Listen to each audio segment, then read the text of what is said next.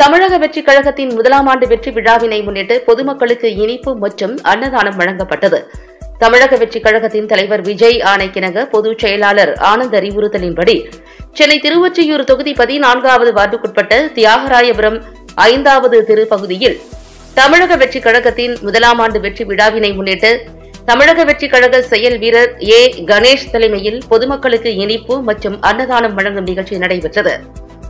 இந்நிகழ்ச்சியில் சிறப்பு அழைப்பாளராக சென்னை வடக்கு மாவட்ட செயலாளர் ஆனந்த் கலந்து கொண்டு கட்சிக் கொடியை ஏற்றி வைத்து பொதுமக்களுக்கு இனிப்பு மற்றும் அன்னதானம் வழங்கினார். இதில் திருவொற்றியூர் நிர்வாகிகள் பிரபு, ஜீவா உட்பட பலர் உடனிருந்தனர்.